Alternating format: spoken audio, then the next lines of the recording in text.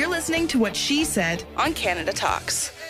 Hello there, I'm Christine Bentley with Sharon Caddy. As mentioned, this is What She Said, and in studio with us today are star hairstylist team Jason Kearns and color director Aaron O Bryan. Hello guys, so nice you could pop in on this awful day. My hair, I went out of my way this morning to do my hair properly because you were coming in, and then I was out in the storm, so just never mind. Yeah. Still looks good.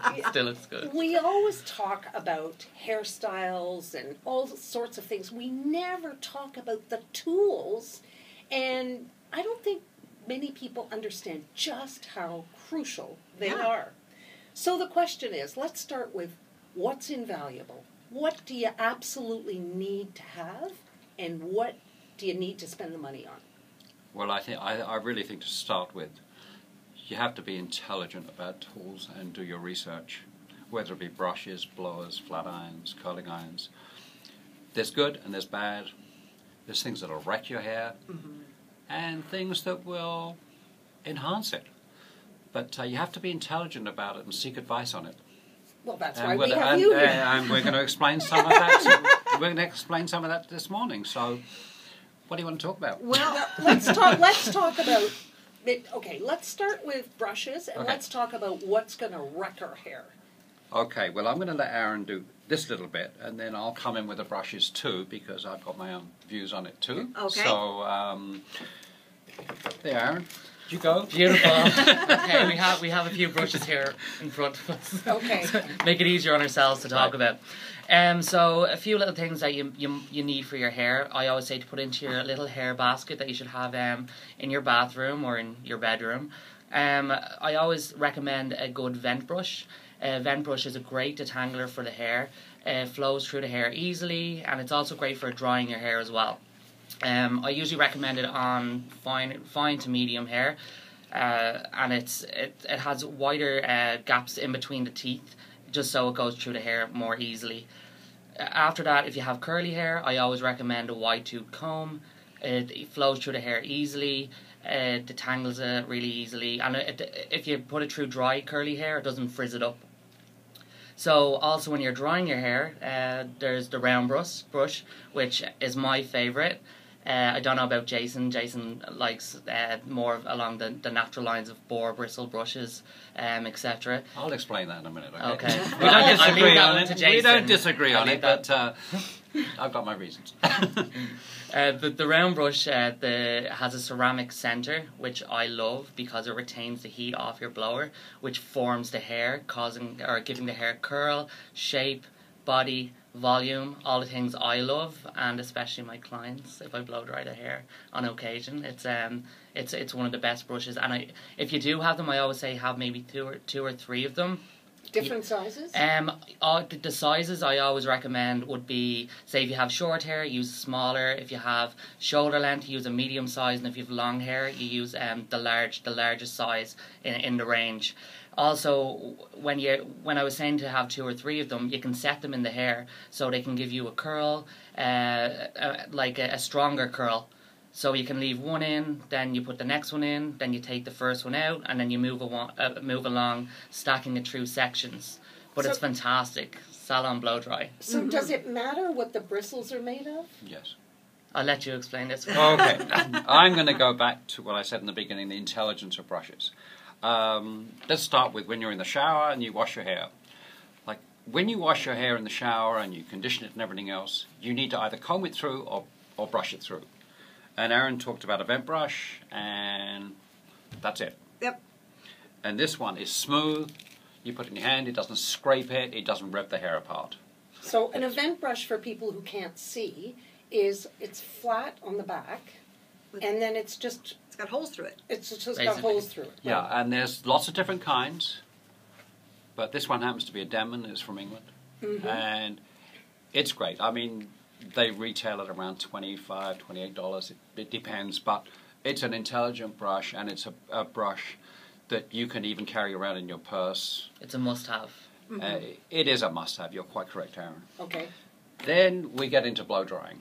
Yes. Now, Aaron mentioned I like bristle brushes, boar bristle brushes. I do, but That's for a certain kind of hair.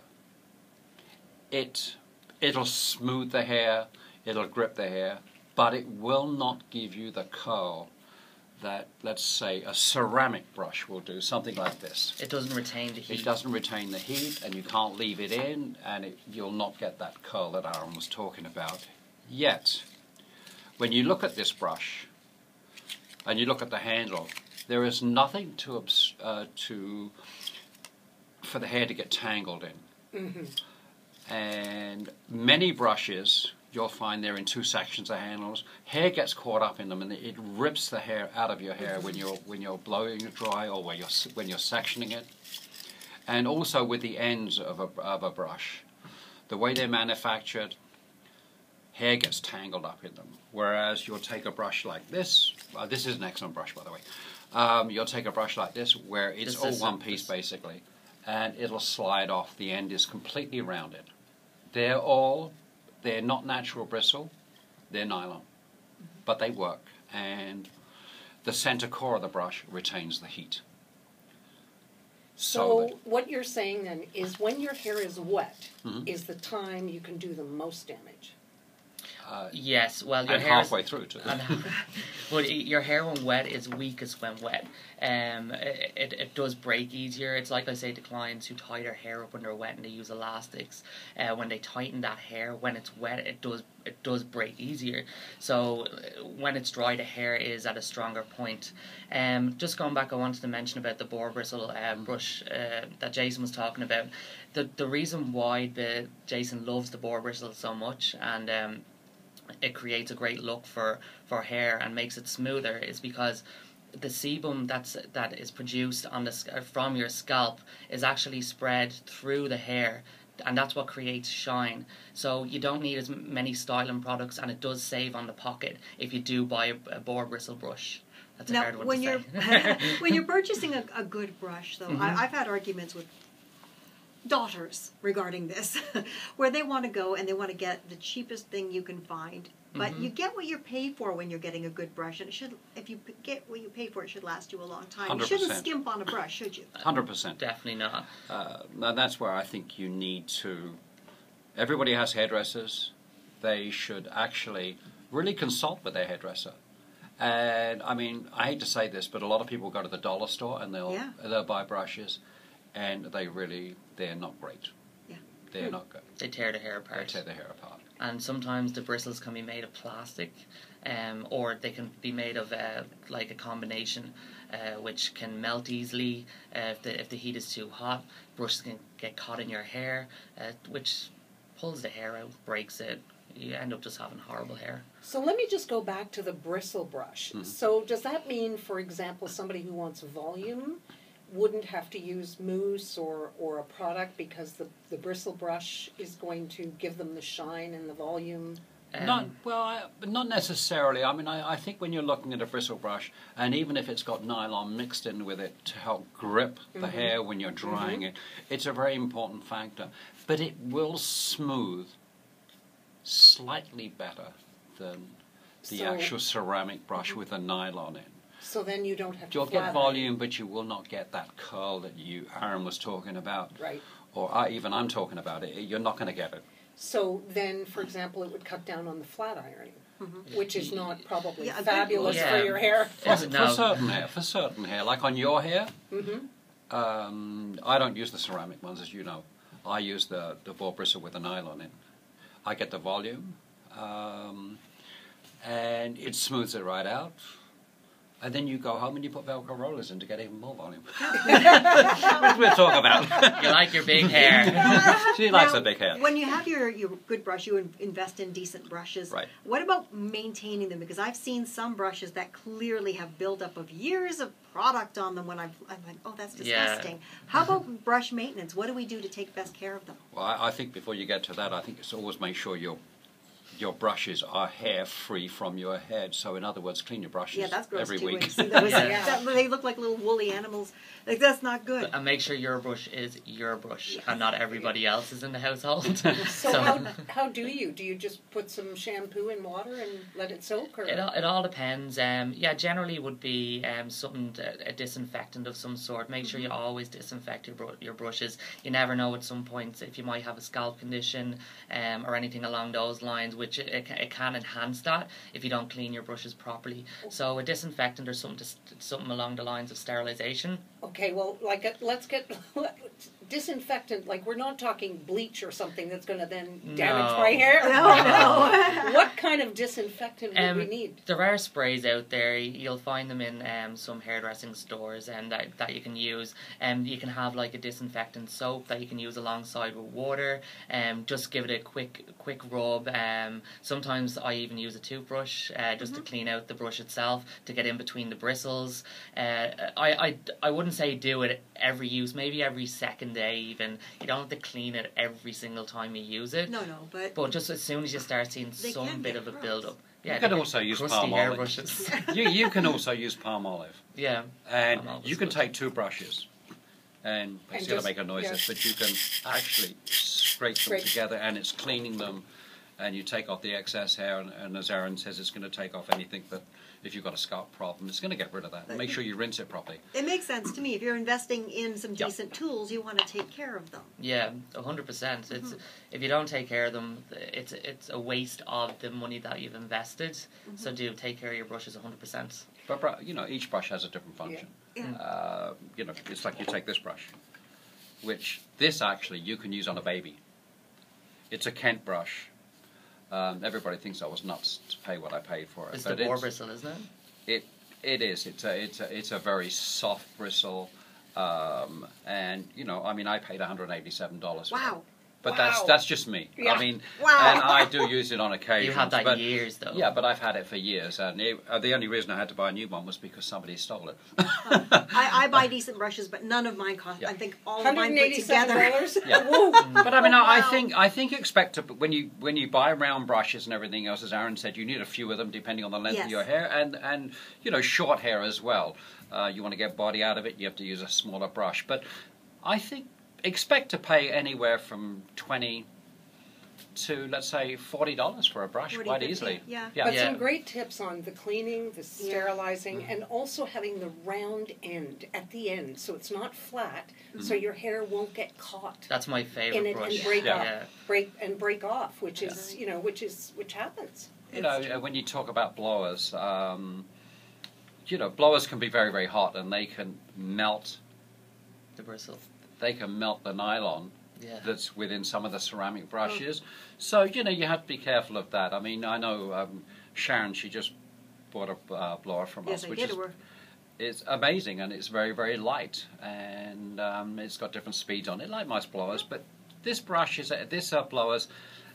a little bit more above the rest. Well, I'll tell you what, we're gonna focus in on blowers and other the electronic gadget things, the hidden straighteners, and all those fun things when we come back after the break. So do stay with us. This is What She Said on Sirius XM Canada Talks. It may be a bad hair day for you when you go out in the snow wherever you are, but it's a good hair day every day when we're here in studio with our friends from Kearns & Co., Jason and Aaron. And now before the break, Jason, we started talking a little bit about blow dryers, and this is a topic near and dear to my heart because I just bought a lovely blow dryer. We actually have the same one here with you. I do, yeah. This is one of those tools that a good one's not going to be a super cheap thing. And I want to tell you about the super cheap blow dryer I do have. Because I have one for my gym bag. I don't want to have something that's, your gym bag gets kicked around. You don't want something really good because it'll break my heart. But I went to a local discount retailer, and I bought myself, it was like $10 in one of those little fold-up blow dryers. You know what happened the one time? I'm very careful now. I literally hold it about 3 feet from my head, and I do a quick little, just dry enough so I'm not going to... I have a few ideas. I think I know what you're going to say. Oh, my word. So one day I'm at the gym, and I'm using it, and in the back side of the blow dryer where that little mesh thing is, the mesh on the cheapo one's not very good, and it took a hunk of my hair out. Yeah. Sucked it in. Yeah, sucked it in and wrapped it up and pulled it out. I'm like, I can't, Oh, so yeah, scary business sometimes with a cheapo blow dryer. I think as well, with a blower, when you're using it, you have to remember the nozzle at the end is very important. If it's too wide, it's just not going to do anything. So make sure that when you're buying a blower, that nozzle has a thin opening at the end. It helps you control everything when you're blowing it dry. Actually, if you want to grab, by the way, afterward, if you want to check out all these products, our YouTube channel, you can link to our YouTube channel through WhatSheSaidRadio.com and have a look at some of this now. So, Jason, you've got this is the blow dryer that I'm so proud to own. The Avante Turbo. It's awesome. Now, when you take off this nozzle, you'll see it's got a very thin opening. A lot of them are very large. Right. I don't like the large ones because you lose control. Let's say if you're a guy and you're blowing your hairdryer very, very fast, well, then you don't even need a nozzle. You can just use that. You do not need the other. But for a woman or for a female, it helps to have that thin nozzle. So what about what is it? Ionized. Ionic. What is that? So the Ionic, an Ionic hairdryer, it emits negative ions. The water in your hair, it's broken down by the negative ions into smaller particles. So the smaller particles, that's very scientific. I know, don't you sound like a genius here? Okay. So it actually penetrates the hair better, and it also evaporates off the hair as well faster. So there's less drying time, which is less damage. Yeah. So it basically nearly it's half the time blow drying your hair. It takes negative ions out and puts positive in. Okay, but then why is it an option? Like you can turn it on and off on there. Like why wouldn't everybody just want to do that all the time? Well, there's different types of blowers as well. There's also ceramic hair dryers as well, which they have some sort of it's a gemstone inside it, which also emits negative ions, which breaks down the water particles also. But in my view, I rather the Ionic. I like the way it works better, and I notice a substantial difference in the condition of the hair after using an Ionic dryer. Also, if you have product in your hair, say conditioners, they're also made of positive ions, and in most cases. And with the ions that the hairdryer emit, they penetrate the hair better also, conditioning your hair and locking it in. With these dryers as well, they also keep the cuticle flat. So once the cuticle's flat as well, and it's not in the opposite direction, that means the hair looks shinier and smoother also. Fuzzy. Not fuzzy. So it actually prevents frizz. So are Ionic dryers more expensive? Oh God, yeah. Oh my God, yeah. But Yeah, well they're not worth cheap, it. but- No. So but then let's if give- we're let's spending that much money to get our hair done and get it colored properly, cut properly, to me it makes sense to invest in a decent blow dryer. 100%. It's such a waste when I hear people speaking to me in that way, saying I've bought a cheap dryer, my hair doesn't look great, and I'm like, then go and spend the money on a good dryer. It's so worth it. Candace outside, she just stopped us before we came into this room, and she said, "Oh my God, I just bought a flat iron, and it's not right, and I can't return it." And she bought it from one of those beauty supply places, but they will not let her return it. Wow. And that's their policy. But it's the wrong thing for her. She overspent on this. Research. Research. So a good blower. What would the price difference be? I think. Ballpark. Okay, if you're looking at a good blower, I think expect to pay at least 100, 150. You've got people going out there spending 300. I don't think it's necessary to spend 300. But you can get a good Ionic blower For 150 or maybe a fraction less. But just do your research. Okay. Do your research and make sure if it's not right that you can actually return it, because a lot of places will not let you return it. I mean, we'll back up our stuff when we sell it. If it's not right, we'll take it back. The thing is with these dryers as well, if you spend more money on your dryer, they also come with a better warranty. So you do have that warranty if anything breaks down beforehand, but if you spend it on a cheaper dryer, you're not going to have the warranty that you'd have on a more expensive dryer that you'd buy in salon. Okay, so now the lowdown on flat irons. The lowdown on flat irons, okay. All right. Flat irons have been around for a very, very long time, and actually, in fact, they were at the 70s. Obviously, they improved and they got better. You've got ceramic ones, you've got Tourmaline ones, and you've just got ones that are just regular. But a good flat iron will enable you to straighten hair. It'll enable you to curl it if you know how to use it. But to me, the thinner they are, the better. Stay away from flat irons that actually say they dry your hair. You can flat iron it from wet. Oh, I've heard about And those. that is so damaging. You can hear it crackling as you've got it in Yeah, there. you're frying your hair. Yeah, and some very good companies out there make them, but I wouldn't touch one. I would never sell one. So you're saying that the blade should be thin? I don't think anything more than an inch. I think is too wide. Okay. When I say an inch in width, Yeah. is too wide. And Right. remember, when you're using a flat iron, the smaller the section or the narrower the section, the better it's going to be. And my next question goes, though, to temperature, because most of them do have temperature Yeah. choice. How hot should it be? It frightens me when I see 450 degrees. So they say 220 is the maximum. They say 220 is the maximum for to use on your hair. Where if you go above that, you are going to fry your hair. It frightens me to see those numbers. It's just, but it depends on how many times you go over sections. Like if you're Right. going to go over a section like 5 or 6 times at 450, you're going to be left bald. But if you go over it once or twice, like that's fine. But I always say use, like, I'm not a big flat iron fan. Jason likes flat irons when he uses them on his clients. They do give a great result. But for me, I'd say maybe use them once every 2 weeks or on a special occasion. Special maybe occasions. Exactly. Yeah, Yeah. don't overuse it. Jason might disagree with me on this one. You know what I use Well- the flat iron at 450 for, believe it or not? I've used it to straighten I've used it on my clothes on collars to get a nice crisp edge. That's a great little When you tip pull there. When you pull it out of the closet and it looks a little ruffled on the Yeah. Oh, it's amazing. Oh my god, I'm going to do that. Well, That's I'm one thing worried. I always get stuck doing. I'm like, oh, how am I going to straighten this collar out? That's a great idea. There we go. Well, I'm worried because I don't have a temperature control on mine. It's Oh. just on or off. You know what? If you're using it right, it doesn't matter. I mean, for me anyway, from 350 to 450, if you're using it right, it's fast, it's simple. Whether you want to curl the hair with it, which Aaron does use a flat iron for curling Yeah. hair. That's what I use it for. Rarely. And then for straight, for smoothing, or you can get body with a flat iron too. I mean, there's different ways of using it. So now my favorite subject, Okay. my Velcro rollers, which I love. Are they breaking my hair? Are they bad for me? No, they're not. And I think that when you're buying Velcro rollers and you're using them, do remember that if you blow dry your hair perfectly straight and you're doing all this stuff to it, and then you got to put the Velcro rollers in, you're not really going to get any body. Because you straightened it out to start with, you've taken all the guts out of the hair, and then you're going to try and put these Velcro rollers in to put body back into it. They're a good substitute for in between blow drying your hair.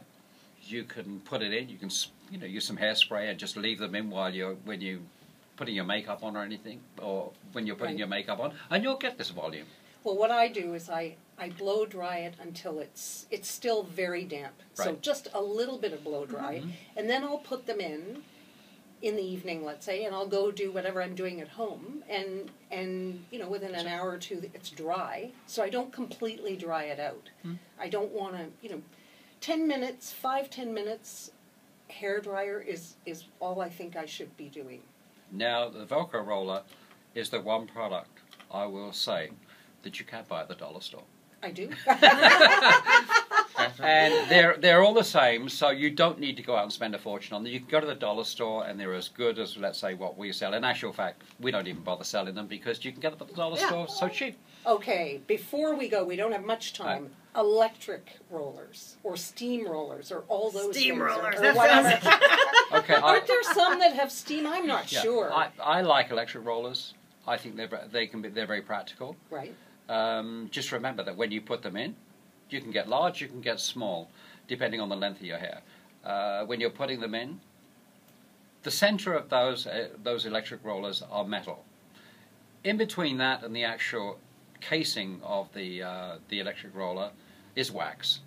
So the element heats it up, it melts. The metal makes the wax melt, And when you put that roller in your hair, make sure it cools right down before you take them out. Then you will get maximum curl. Oh, okay. But they don't work for everybody. Yep. They can fall out quite flat. It's mainly for hair that is more pliable. Fine flat hair, they don't work on too well. I'd always recommend, even though I'm not saying this really, the flat iron. Okay, but you know, with those electric rollers, do not use the clips that they put in. Go out and buy the clamps that go around it. It's worth the investment. It's faster. They stay in your hair better. Oh yeah. Well, guess what, Sharon? We just did our research. We don't have to go on the internet. We just had the pros come in and tell us everything we need to know. This is so great.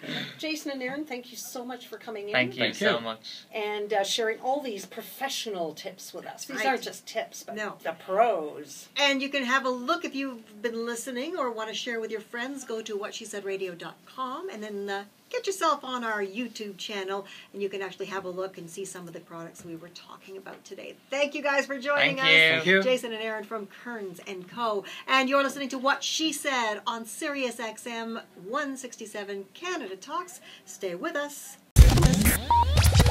Click the channel subscribe button for full-length interviews and more from What She Said here on YouTube.